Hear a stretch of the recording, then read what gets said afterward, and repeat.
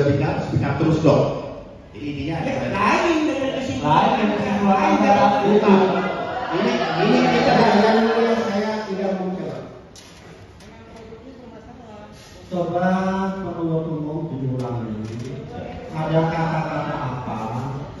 Biar nanti ahli memberikan pendapat. Apa makna kata itu sesuai dengan bahasa forensiknya?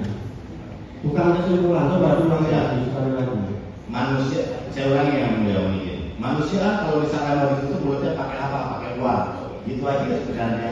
Dokter Reza pengen apa? Pengen tidak speak up. Bisa aja dok, tapi nanti tinggal ini kasih aja, kasih makanan gitu istilahnya kan gitu. Nanti kita katanya makanan tuh aja. Soalnya kalau misalkan dia udah speak up terus dok. Gitu. Jadi intinya untuk tidak speak up dikasih makanan ini kan Itu simpulan. simpulan. Oke. Nah, Anda berkali-kali tidak bisa membedakan simpulan dengan kata-kata yang ada. maksudnya gini. Coba penuntut umum ya. Dibaca terus menerus sampai selesai. Jangan diserah dengan kata-kata saudara sendiri. Coba sekali lagi. Soalnya kalau dia speak up ya. Ada giliran saudara sudah kita berikan ya. Tolong dihargai pihak yang lain. Kalau pihak saudara bertanya juga seperti ini kan keberatan juga kan begitu ya. Tolong saling lah ya. Tolong dipanggil lagi. ya, yang mulia. Kalau misalkan ini Ada kata-kata seperti apa? ada kata-kata seperti ini. Manusia kan sebentar. Kalau misalkan pengen biar buat dikit pengen biar buat kita tidak speak up. Ya satu. Nggak usah disering ya satu, nggak usah terus aja baca. Manusia kan kalau misalkan mau ditutup mulutnya pakai apa? Pakai uang. Gitu aja sebenarnya. Dokter Reza pengen apa nih kita tidak speak up? Bisa aja dok, tapi nanti tinggal ini kasih aja makanan gitu istilahnya. Soalnya kalau misalkan dia udah speak up terus dok. Bergaya hari ya. Ada kata-kata seperti itu ya. Menurut saudara secara linguistik forensiknya apa maknanya? Ya, itu pernyataan penawaran. Jadi tadi dalam konteks dua orang bernegosiasi. Negosiasinya kalau mau supaya tidak speak up, maka negosiasinya adalah uang. Ini bisnis, kepentingan bisnis. Ini maknanya negosiasi. Itu kan berarti kesimpulan. Ya, Nggak usah ditanggapi, kita ya. Pertanyaan lain. Ya, pertanyaan lagi yang berarti Pertanyaan yang lain, jangan disimpulkan berarti kan. Nanti disimpulkan aja di tuntutan. Ada pertanyaan lain. oke, berarti saya tanyakan yang lain. Saya kaitkan dengan bukan bisa hancur. Jadi ada pernyataan juga yang mengatakan bahwa bisa hancur kredibilitasnya Reza Buljami sebagai dokter Buljami. Nah itu perkataan yang di-forward dari terdakwa Nikita Mirzani ke Ismail Marzuki yang selanjutnya dikirimkan kepada Dr. Gadis. Jadi ada kata-kata seperti itu. Menurut ahli bagaimana cara linguistik forensiknya? dari segi linguistik forensik, yang satu itu memberikan data bahwa kalau speak up ya akan berefek pada sesuatu, begitu. Itu proses tawar menawar. Jadi saya kalau misalnya menawar sesuatu, kamu mau nggak beli barang ini? Kalau kamu beli barang ini, nanti begini-begini. Kalau kamu tidak beli, ya kamu akan susah gitu. Seperti itu. Itu negosiasi.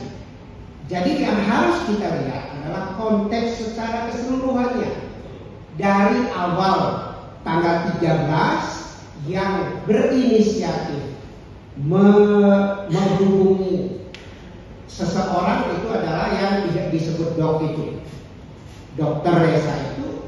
Mohon izin ya, boleh maksudnya? Sebentar, sudah jawab dulu, sudah selesai belum? Ya. Saya mau menjelaskan. Jadi ini proses negosiasi antara satu orang dengan orang lain.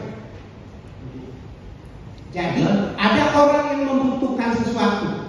Nah, kalau dia membutuhkan sesuatu, yang pihak lain bilang oke, aku bisa atasi masalahmu, tapi harus dengan begini. Itu yang saya maksud negosiasi. Pembicaraan dari tanggal 13, 14, 15 isinya negosiasi. Tidak ada paksaan, tidak ada ini. Bahwa negosiasi itu ditambah dengan asumsi-asumsi. Itu betul. Ada asumsi. Tapi asumsi itu digunakan untuk negosiasi. Silakan selanjutnya. Oke, yang mulia. Jadi di sana jawab sampai selesai, sana jawab sampai selesai. Ya, yang mulia. Jadi sudah menjelaskan bahwa berarti kalau menurut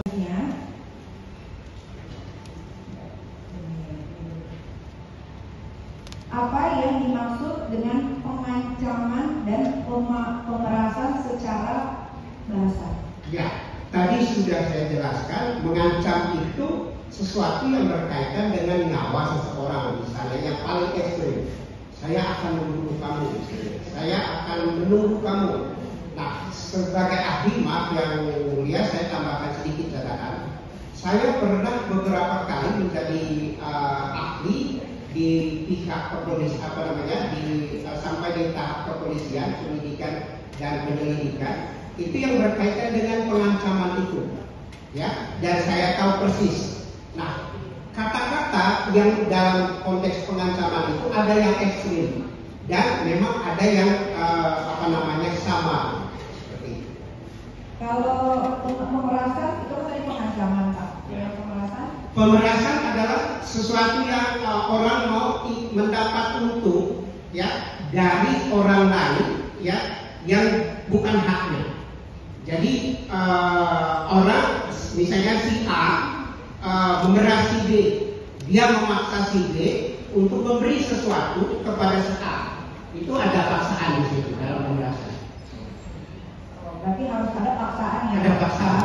Oke, terima kasih. Selanjutnya, Pak Ali, dalam chat instant message selanjutnya, Ismail Marzuki menjanjikan saya, Nikita Mirzani, tidak akan mengungkapkan ke publik masalah produk RD, si Reza ini.